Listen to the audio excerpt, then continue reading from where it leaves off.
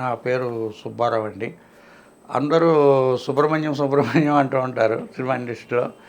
నేను మొట్టమొదటిసారిగా నాగేశ్వరరావు గారిని చూడడానికని చెప్పి హైదరాబాద్ వచ్చాను. అప్పుడు ఈ నాగార్జున బాబు వాళ్ళు బ్యాగ్ వేసుకుని బయట ఉన్నారు. బాబు నాగేశ్వరరావు గారు ఉన్నానంటే, మా నాన్నగారేనండి, మా పొద్దున్నే వెళ్ళిపోతారు షూటింగ్కి ఇదిగాను అని చెప్పారు. ఈ చిన్నపిల్లలు అప్పుడు బాబు, నాగార్జున బాబు వాళ్ళ అన్నయ్య గారు వాళ్ళిద్దరు ఉండేవారు. పబ్లిక్ స్కూల్లో చదువుకునేవారు అనుకుంటాను. స్కూల్ బస్సులో వెళ్ళేవారు అనమాట.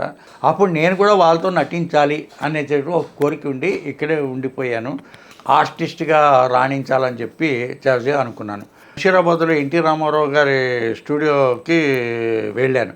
అక్కడ శ్రీరామ పట్టాభిషేకం అని ఒకటి జరుగుతోంది. అక్కడ ఒక ఏజెంటు కొంతమంది ఆర్టిస్టులను తీసుకొచ్చాడు. ఆర్టిస్టులు అంటే కొంతమంది జూనియర్ ఆర్టిస్టులని వాళ్ళని తీసుకొచ్చారు. అప్పుడు ఎన్టీ రామారావు గారి సెలక్షన్ ఉంది. ఇక్కడ అందరినీ ఆర్టిస్ట్ని దీంట్లో సెలెక్ట్ చేస్తున్నారు. దేవతల్ని, రాక్షసుల్ని వాళ్ళని సెలెక్ట్ చేస్తున్నారు. జూనియర్ ఆర్టిస్టులు కింద తీసుకొచ్చాడు. నేను అసలు వెళ్ళింది ఏంటి, రామారావు గారిని చూడాలని చెప్పి నేను వెళ్ళాను. వాళ్ళల్లో నేను కూడా నించున్నాను అక్కడ. మామూలుగా రామారావు గారు పంచి ఇంకేది కట్టుకుని బయటకు వచ్చారు. 6:30, 7 కల్లా వచ్చారు. వచ్చి ఆర్టిస్టులు అందరినీ సెలెక్ట్ చేస్తున్నారు. జూనియర్ ఆర్టిస్టులు అంటే ఒక ఏజెంట్ ఉంటాడు. ఆ ఏజెంట్ ఏమో వీళ్ళని తీసుకొస్తూ ఉంటాడు. ఇదిగాను తీసుకొచ్చి ఆ తర్వాత అయిపోయిన తర్వాత వీళ్ళకి ఏదో కొద్దిగా బ్యాట ఇవ్వడం అది జరుగుతూ ఉంటుంది. ఈ ప్రొడక్షన్ మేనేజర్ ఏమో ఎన్ని రోజులు చేస్తే అన్ని రోజులకి ఏదో కొద్దిగా డబ్బు ఇస్తూ ఉంటారనమాట చిన్నగానప్పుడు. పాపం ఈ జూనియర్ ఆర్టిస్టులని సినిమా ఫీల్డ్లో చాలామంది ఉంటారండి. కానీ ఈ జూనియర్ ఆర్టిస్టులు ఏంటంటే చాలా వాళ్ళ కష్టాలు ఇంకా చెప్పుకోకూడదు. ఇప్పుడు మెడ్రాస్ నుంచి హైదరాబాదు ఈ సినిమా ఇండస్ట్రీ వచ్చిన తర్వాత కృష్ణానగర్ నిండా ఇల్లులు తీసుకుని ఇక్కడ చిన్న చిన్న రూమ్స్ తీసుకుని అక్కడ ఉండేవారు అనమాట ఈ ఆర్టిస్టులు అందరూ. వీళ్ళకి షూటింగ్ ఉంటేనే వాళ్ళకి కాస్త అన్నం దొరికేది, భోజనం దొరికేది, ఆ రోజుకి ఏదో కాస్త ఇది దొరికేది. దీంట్లో ఉన్న విశేషం ఏంటంటే ఒక ఏజెంట్ ఉంటాడు వీళ్ళని తీసుకున్నప్పుడు. డైరెక్టరు వీళ్ళని చేయలేరు కదా, అందుకని చెప్పి వాళ్ళకి అమౌంట్ ఇవ్వడం అన్నది చేయడం అనేది ఏజెంట్ ద్వారా జరుగుతుంది. అప్పట్లో ఈ జూనియర్ ఆర్టిస్టులకి బచ్చేశ్వరరావు, గుండమ్మ, సీతమ్మ, ఘంటసాల, ఇంకా ఎవరో రెడ్డి, విశాలరెడ్డి, కొంతమంది పేర్లు తెలుసు నాకు. వీళ్ళందరూ దీంట్లో ఉండేవారు. వాళ్ళేమో ఒక అసిస్టెంట్ డైరెక్టర్ చెప్తాడు, రేపు పొద్దున్న మనకు 50 మంది కావాలి, పోలీసులు వేషాలు ఉన్నాయి, లేకపోతే ఏదో రాజకీయ నాయకులు ఇక తప్పట్లు కొట్టడం అవి ఇవి ఇలాంటివి ఏవో ఉంటాయి సీన్లు. హీరో గారు ఏదో స్పీచ్ ఇస్తూ ఉంటే మీ అందరూ ఇలా తప్పట్లు కొట్టి జై జై అంటూ ఉండాలి. అంటే ఈ యొక్క జూనియర్ ఆర్టిస్టులందరినీ వీళ్ళు తీసుకెళ్ళడం, వాళ్ళకి ఏదో పాపం మధ్యాహ్నం టైంలో భోజనం అది పెట్టడం, తర్వాత మళ్ళీ సాయంకాలం అవగానే వీళ్ళ కృష్ణానగర్లో మళ్ళీ రేపు పరిస్థితి ఏమిటో అన్నది చూసుకోవడం.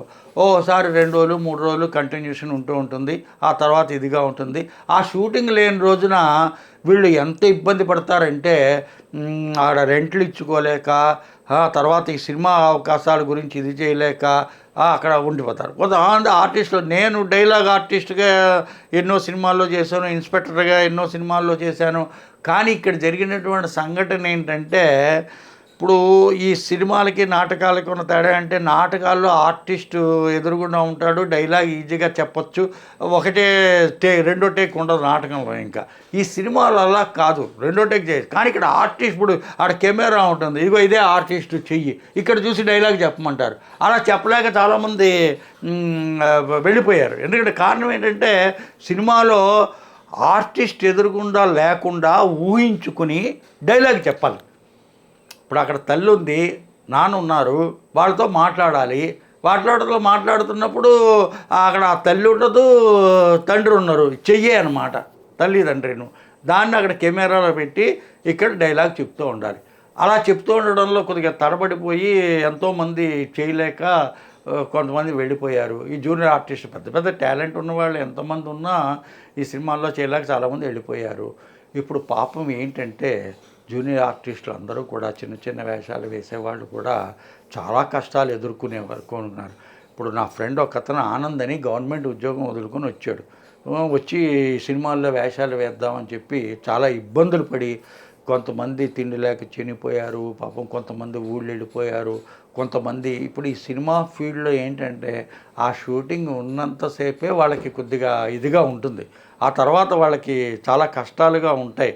ఇదిగా లేకుండా రోజు కాంపిటీషన్ ఎక్కువైపోతుంది. ఇంకో విషయం ఏంటంటే వీటిల్లో కొన్ని రికమెండేషన్లు అండి. ఇప్పుడు ప్రొడ్యూసర్ తరపు వాళ్ళు, డైరెక్టర్ తరపు వాళ్ళు, వీళ్ళందరూ ఇప్పుడు ఈ అసిస్టెంట్ డైరెక్టర్ ఉంటాడు. ఈ అసిస్టెంట్ డైరెక్టర్ దగ్గరికి వెళ్ళి సార్ రేపు నాకు ఈ వేషం ఇవ్వండి, నాకు ఇదండి, మీకు ఏదైనా అలాంటి కాకాపట్టేటటువంటి ఇదిగా ఉంటుంది. అదొకటి. ఇప్పుడు డైలాగ్ ఆర్టిస్ట్ అని ఒకటి ఉంది. ఇప్పుడు నేను డైలాగ్ ఉంటేనే వెళ్ళేవాడిని. ఏమంటే నాకు డైలాగ్ ఉంటే చెప్పండి, నేను వచ్చి చేస్తాను. ఇప్పుడు నేను ఎన్టీ రామారావు గారితో, అక్కినేని నాగేశ్వరరావు గారితో, చిరంజీవి గారితో, మన నాగార్జున గారితో, బాలకృష్ణ గారితో ఎన్నో సినిమాల్లో ఎన్నో వేషాలు. అంటే మనకేంటంటే ఏముంటుందండి, 1-2 సీన్లు ఉంటాయి, అంతకంటే ఎక్కువే ఉండవు. ఇప్పుడు నేను ఎన్నో సినిమాల్లో ఇన్స్పెక్టర్ వేషాలు వేశాను, కానీ ఏముంది, పరిగెత్తడం, ఎవరైనా అరెస్ట్ అనడం, ఇది అనడం తప్ప దాంట్లో ఇంక పైకి రావడానికి వచ్చేటటువంటి అవకాశం ఉండదు.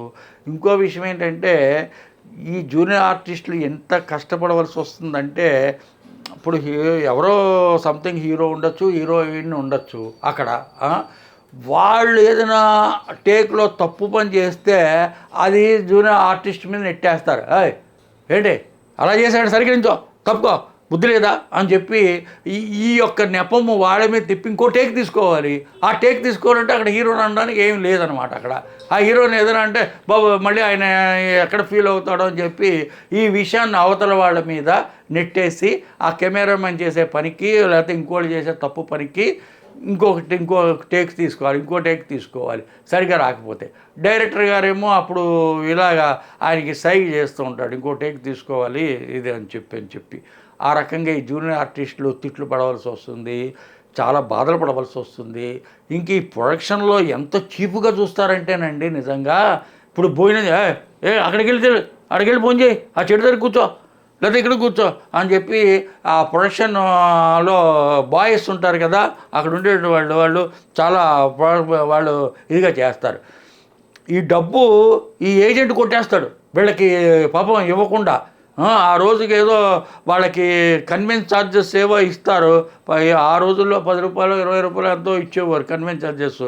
వాళ్ళకి ఆ ఇవ్వాల్సిన డబ్బులేమో అప్పుడు మేము ఏం చేసామంటే, మా లాల్ బహదూర్ స్టేడియంలో 45 ఇయర్స్ బ్యాకే జూనియర్ ఆర్టిస్ట్ అసోసియేషన్ ఒక ఆఫీసు, డైలాగ్ ఆర్టిస్ట్ అసోసియేషన్ ఒక ఆఫీసు పెట్టి, అప్పుడు లాల్ బహదూర్ స్టేడియంలో మేడ మీద మాది ఉండేది, డైలాగ్ ఆర్టిస్ట్ అసోసియేషన్ ఉండేది.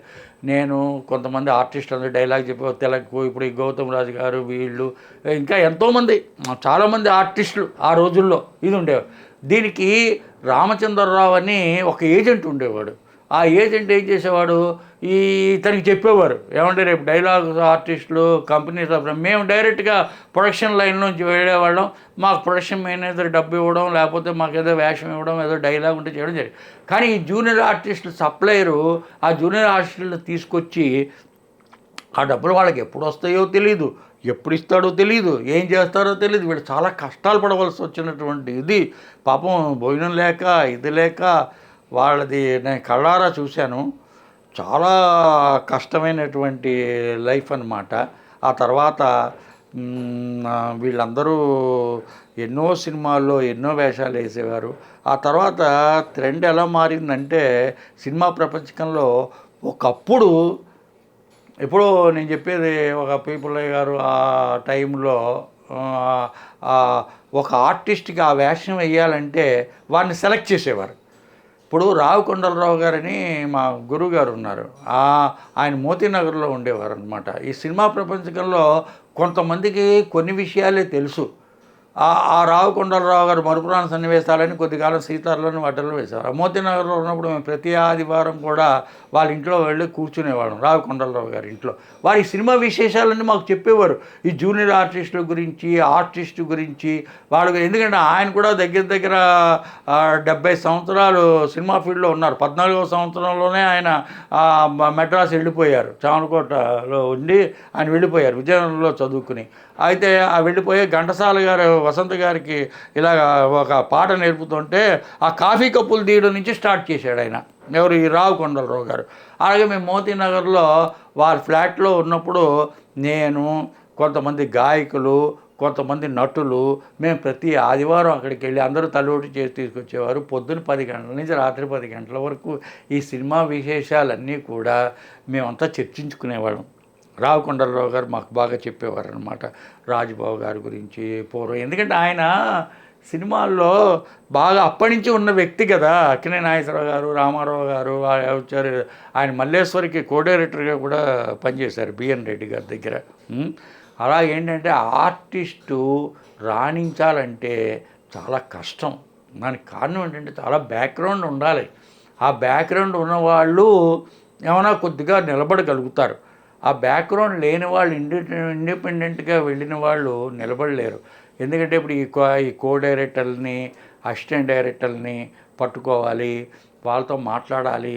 సార్ ఈ వేషం దీంట్లో రికమెండేషన్లు ఉంటాయి, కొన్ని ఇవి ఉంటాయి, కొన్ని ఇంకా చెప్పకూడదు, కానీ ఏవో చాలా చాలా ఉంటూ ఉంటాయి. ఇవన్నీ ఒక వేషం సంపాదించాలంటే చివరికి ఆ వేషం వచ్చి వేసే టైంకి సారు డైరెక్టర్ గారు వేరే వాళ్ళని ఎవరినో పెట్టారండి అని చెప్పి ఆ వేషం అతనికి తీసేసి వేరే వాళ్ళకి ఇవ్వడం, మీరు ఈ వేషం వేయమని అనడం, ఇలాంటి అనుభవాలన్నీ కూడా ఎన్నో జరుగుతూ ఉంటాయి. ఇది ఫస్ట్ నుంచి పెద్ద పెద్ద మహానటులే ఎదుర్కొన్నటువంటి సందర్భాలు ఉన్నాయి. కాబట్టి ఏంటంటే మీరు జూనియర్ ఆర్టిస్టుల గురించి అడిగారు కాబట్టి నిజంగా పాపం వాళ్ళ యొక్క ఇది మేము చూడలేము. ఎందుకంటే చాలామంది ఇబ్బంది ఆ కృష్ణానగర్లో ఈ రోజుకి కూడా ఎంతోమంది అలా తిరుగుతూ ఉంటారు, చేస్తూ ఉంటారు. వాళ్ళకి ఏదైనా ఉపాధి కలిగించాలి. దీంట్లో ఒక విషయం నేను చెప్తున్నాను. ఈ ఆర్టిస్టుల విషయంలోనండి రాజేంద్ర ప్రసాద్ గారు జగపతి ఆర్ట్ పిక్చర్స్ ఎన్నో సినిమాలు తీశారు. మహానుభావుడండి బాబు. అసలు వర్కర్స్ గురించే ఒక సినిమా తీశాడు ఆయన, మహానుభావుడు. ప్రతి ఆర్టిస్ట్ని కూడా ఎంత గౌరవించారంటే ఆయన ఏది తింటే అదే అన్నం పెట్టేవాడు. అసలు ఏ ప్రొడ్యూసర్స్ వీళ్ళందరూ కూడా గదిలో కూర్చొని శుభ్రంగా ఇంచక్క చికెన్లో, మటన్లో, పెరుగులో ఇంకా అవన్నీ కానీ రాజేంద్ర ప్రసాద్ గారి బ్యానర్లో అడిగి అందరికీ కూడా జూనియర్ ఆర్టిస్టులు ఏంటి, ఇంకో ఆర్టిస్ట్ ఏంటి, అందరికీ ఈక్వల్గా ఒకటే భోజనం, ఒకటే ఇదిగా చూసేవారు. డబ్బులు ఇవ్వవలసిన విషయంలో కూడా రాజేంద్ర ప్రసాద్ గారు పిలిచి వేషం అయిపోయిందా, మీద క్యారెక్టర్ ఇంకా ఉందా, అమౌంట్ ప్రొడక్షన్ మేనేజర్ దగ్గరికి వెళ్ళి తీసుకోండి అని చెప్పి రాజేంద్ర ప్రసాద్ గారు చాలా చక్కగా మహానుభావం. నిజంగా సినిమా ఇండస్ట్రీలో కొంతమంది ఉన్నారు ఇలా, మిగతా వాళ్ళు ఇవ్వరని కాదు. ఇప్పుడు అన్నపూర్ణ వాళ్ళు ఇస్తారు. రామనాయుడు గారు అయితే ఆయనే వేసేవారు. రామనాయుడు గారు చిన్న ఆర్టిస్ట్ దగ్గర నుంచి అందరికీ కూడా ఈయనకి 1000, ఈయనకి 2000, ఎవరు సుబ్రహ్మణ్యం, ఈ ఇంద్రుడు చంద్రుడు అవి ఇవి చాలా సినిమాల్లో చేశాను కదా, రామానాయుడు గారు పిలిచి ఇగో 2000 ఇది అని చెప్పి ఆ రకంగా మాకు వారు ఇచ్చేవారు. రాజేంద్ర ప్రసాద్ గారు ఇచ్చేవారు, అన్నపూర్ణ స్టూడియో వాళ్ళు ఇచ్చేవారు. అందరూ మొత్తం అన్ని బ్యానర్స్లో కల్లా ఎవరు కరెక్ట్ అయ్యా అంటే రాజేంద్ర ప్రసాద్ గారు ఆర్టిస్టులందరినీ చక్కగా చూసేవారు, పలకరించేవారు.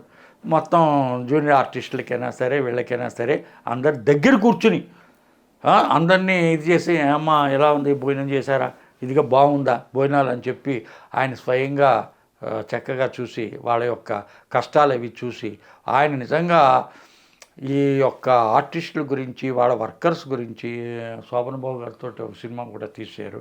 ఆ యొక్క వచ్చిన లాభాలన్నీ వాళ్ళందరికీ పంచిపెట్టారు. వాళ్ళ అబ్బాయి ఇప్పుడు జగపతి బాబు కూడా పెద్ద హీరోగా పనిచేసి ఇప్పుడు ఏదో క్యారెక్టర్ ఆర్టిస్టులు అవి వేస్తున్నారు. ఆ తర్వాత మేమంతా మా టైము అదొక స్వర్ణయుగం అండి. ఇప్పుడు లేదండి. ఇప్పుడు ఆ టైంలో మమ్మల్ని అందరూ ఇప్పుడు బాలకృష్ణ గారు ఉన్నారంటే నిజంగా నేను సినిమాలో సింహం నవ్విందనం సినిమాలో ఒక వేషం వేశాను. ఎన్టీ రామారావు గారు మేమంతా కలిపి రామారావు గారు నా చేత 6 వేషాలు వేయించారు. అశోక్ సామ్రాట్ ఏమిటి, విశ్వామిత్ర ఏమిటి. ఒకే రోజున నేను అన్నపూర్ణ స్టూడియోలో ఆదిత్య 369 జరుగుతోంది లోపల, బయటేమో నిర్ణయం జరుగుతోంది, రాత్రికేమో విశ్వామిత్ర జరుగుతోంది. ఒకే రోజు నేను 3 సినిమాలు చేసేవాడిని. ఏది అక్కడ ఆదిత్య 369 మార్నింగ్ చేయడం, అక్కడ నిర్ణయం సినిమాలో ప్రెస్ రిపోర్టర్గా చేయడం, అక్కడ విశ్వామిత్రలో వైద్యుడిగా చేయడం బాలకృష్ణ గారు మీద. కానీ పెద్ద విచిత్రం అంటే వైద్యుడి క్యారెక్టర్లో నేను అన్నీ చేసి ఒక వైద్యుడి క్యారెక్టర్ దుష్యంతుడు వచ్చి పడిపోతే అది ఆ యొక్క ఆకులు ఉంటాయి కదా, అవన్నీ తీసి ఎన్టీ రామారావు ముద్దగా చేసి తినేశారు. అయ్యో బాబో అని చెప్పి నిజంగా ఎన్టీ రామారావు గారు వారి యొక్క డైరెక్షను విశ్వామిత్రలో నా చేత నేనే గుర్తుపట్టలేకపోయాను. అలాగా ఒక వ్యక్తి చేత విభిన్నమైనటువంటి క్యారెక్టర్స్ రామారావు గారు వేయించారు. అక్కినేని నాగేశ్వరరావు గారు, రామారావు గారు, అలాగా చిరంజీవి గారు అయ్యొచ్చు, నాగార్జున గారు, బాలకృష్ణ గారు, వెంకటేష్ గారు, మహేష్ బాబు నేను బాలచంద్రుడు సినిమాలో చేస్తున్నప్పుడు ఒక లాయర్ వేషం ఉంది. అప్పుడు సత్యనారాయణ గారు బాలచంద్రుడు. అప్పుడు అన్నాను, బాగా పైకి వస్తావు నువ్వు, మీ అక్క గురించి ఇది చేసుకోవచ్చు, ముందు బెయిల్ తీసుకోవాలి నాయన అని చెప్పి మాకేవో డైలాగ్ ఉండేటటువంటి వేషాలు వేసేవాళ్ళము. మామూలు జనరల్గా నేనైతేను ఈ సినిమా ఫీల్డ్ మీద ఇంట్రెస్ట్ తోటి. కానీ నేను చివరగా చెప్పవలసిన విషయం ఏంటంటే, ఫైనాన్షియల్గా నేను బాగా ఏదో నిలదొక్కున్నవాడిని కాబట్టి నాకు సొంత ఇల్లు, సొంత ఇది, నేను ఒక మంచి జాబు ఆర్ట్స్ కంపెనీలో నాకు మంచి ఇదిగా ఉంది కాబట్టి నేను నిలబడగలిగాను.